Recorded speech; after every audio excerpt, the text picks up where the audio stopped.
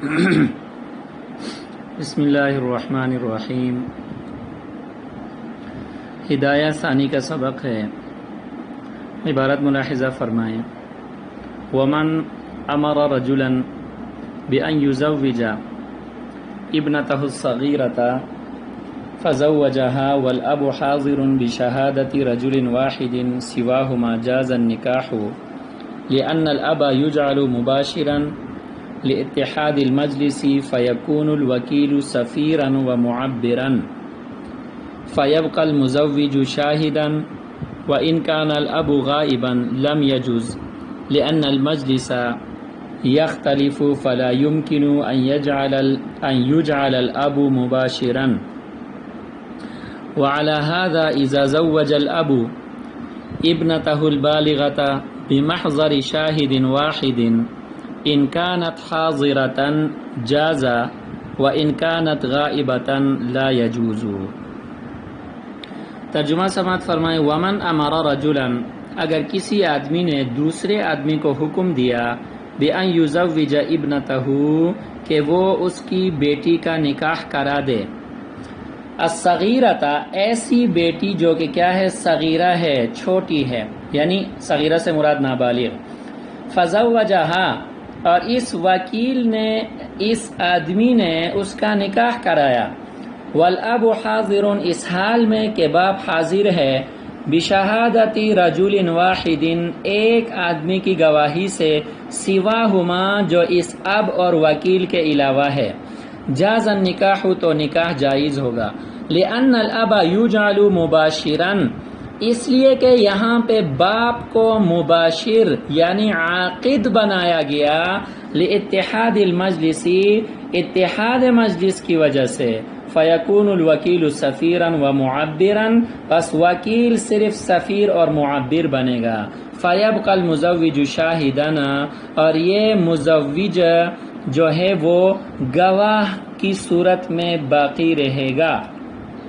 اچھا جی، وَإِنْ كَانَ الْأَبُ غَائِبًا اور اگر باپ غائب ہو، لم يجوز تو اس صورت میں یہ جائز نہیں ہوگا، لأن المجلس يختلف اس لیے کہ مجلس مختلف ہو گیا، فلا يمكن ان يجعل الأب مباشرا پس اب باپ کو مباشر اور عاقد بنانا ممکن نہ ہوگا، وعلى هذا اور اسی اصول پر یہ دوسرا مسئلہ بھی مبنی ہے، اذا زوج الاب کہ جب آدمی نکاح کرائے، ابنتہ البالغۃ اپنی بالغ بیٹی کا، بمحضر شاہدین ایک گواہ کی موجودگی میں، واحدین بمحضر شاہدین واحدین ایک گواہ کی موجودگی میں، ان کانت حاضرتن جازا اگر یہ بالغ لڑکی خود موجود ہے تو نکاح جائز ہوگا، وان کانت غائبۃ لا یجوز اگر یہ لڑکی غائب ہے تو پھر اس صورت میں نکاح جائز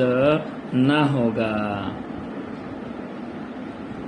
اچھا جی، ہم نے اوپر گواہوں کے حوالے سے یہ مسئلہ بیان کیا تھا کہ نکاح کے لیے کم از کم 2 مرد گواہوں کا ہونا ضروری ہے، کم از کم 2 مرد گواہوں کا ہونا کیا ہے، ضروری ہے۔ اگر دونوں مرد ہیں اور ایک مرد اور 2 عورتوں کی گواہی بھی عند الاحناف جائز ہے، لیکن مرد ہونے کی صورت میں کم از کم 2 گواہوں کا ہونا نکاح کے لیے کیا ہے بیٹا، ضروری ہے۔ یہاں 2 مسئلے بیان فرمائے ہیں اور دونوں کی تفریع اس گواہی والے مسئلے پر ہے، دونوں کی تفریع کیا ہے بیٹا، اس گواہی والے مسئلے پر ہے۔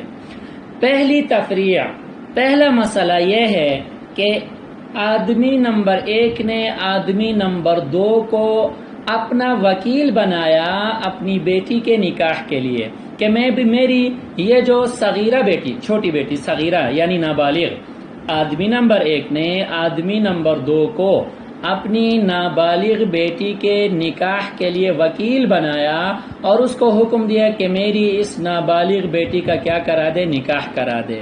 سمجھ میں آ گئی کہ نہیں آئی؟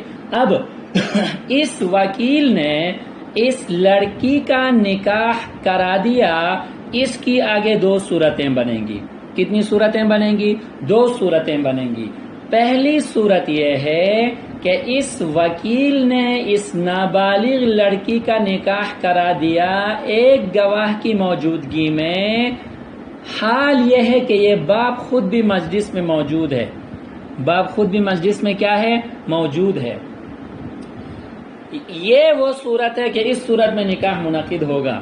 اس صورت میں کیا ہوگا بیٹا؟ نکاح منعقد ہوگا۔ اس صورت میں نکاح منعقد اس لیے ہوگا کہ باپ مجلس میں موجود ہے۔ باپ مجلس میں کیا ہے بیٹا؟ موجود ہے۔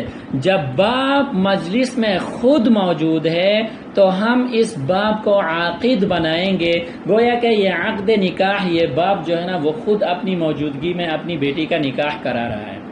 سمجھ میں آ گئی کہ نہیں آئی؟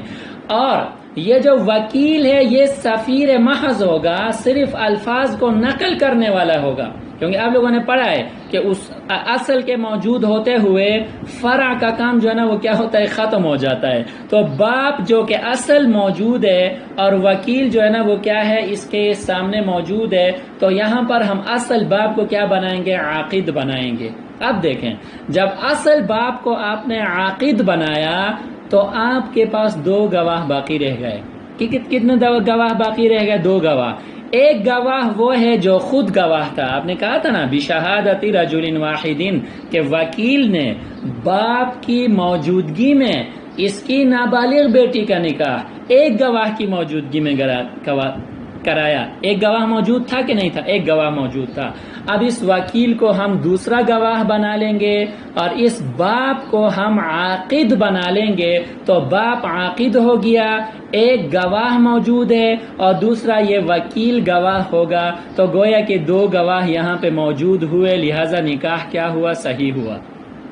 سمجھ تو نا بات؟ سمجھ میں آ رہی کہ نہیں آ رہی؟ یہ پہلی صورت ہے اس مسئلے کی، اس پہلی تفریع کی، پہلے مسئلے کی۔ دوسری صورت یہ ہے کہ اس وکیل نے اس نابالغ لڑکی کا نکاح ایک گواہ کی موجودگی میں کرایا، باپ مجلس میں موجود نہیں ہے، تو اس صورت میں جو ہے نا بیٹا نکاح منعقد نہیں ہوگا۔ نکاح منعقد نہیں ہوگا۔ نکاح منعقد اس لیے نہیں ہوگا کہ یہاں پہ مجلس ایک نہیں ہے، باپ کسی اور جگہ پہ بیٹھا ہوا ہے۔ سمجھ میں آ گئی کہ نہیں؟ یہاں اس کا وکیل اور ایک گواہ جو اس لڑکی کا نکاح کرا رہے ہیں یہ دوسری جگہ میں بیٹھے ہوئے ہیں، اتحاد مجلس موجود نہیں ہے۔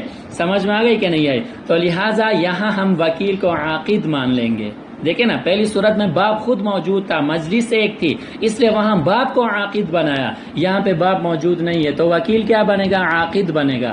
جب وکیل عاقد بنے گا تو ہمارے پاس گواہ ایک ہی بچے گا، کوئی دوسرا گواہ موجود نہیں ہوگا، اور ایک گواہ کی موجودگی میں نکاح منعقد نہیں ہو سکتا۔ پہلے مسئلہ، پہلے تفریق کی وضاحت ہو گئی دونوں صورتوں کی۔ اچھا جی، آگے آ جائیں۔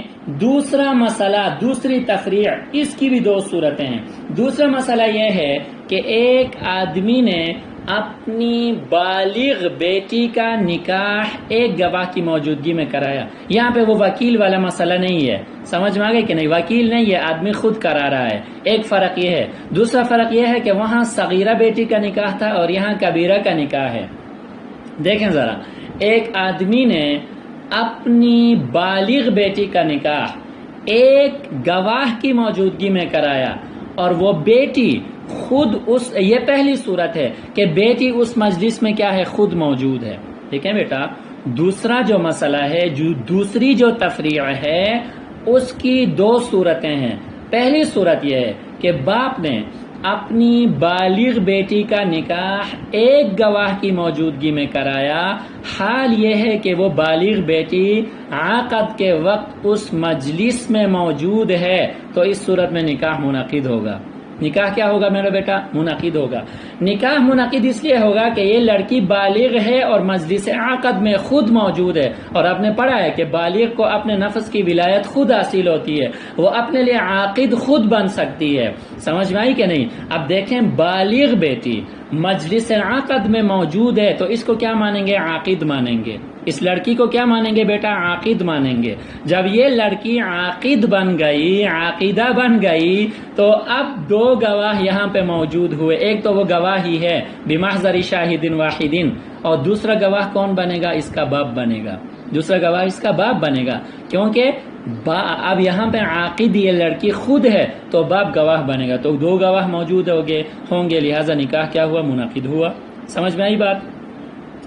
اس مسئلے کی، اس تفریع کی دوسری صورت، آدمی نے اپنی بالغ لڑکی کا نکاح ایک گواہ کی موجودگی میں کرایا، حال یہ ہے کہ وہ لڑکی مجلس عقد میں موجود نہیں ہے، حال یہ ہے کہ وہ لڑکی مجلس عقد میں موجود نہیں ہے۔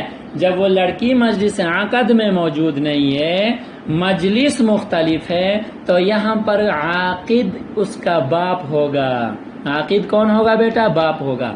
اب ایک باپ اس کا یہاں پہ موجود ہے جو کہ عاقد ہے، اور ایک گواہ موجود ہے، لہذا ایک گواہ کی شہادت سے، ایک گواہ کی موجودگی میں نکاح منعقد نہیں ہو سکتا۔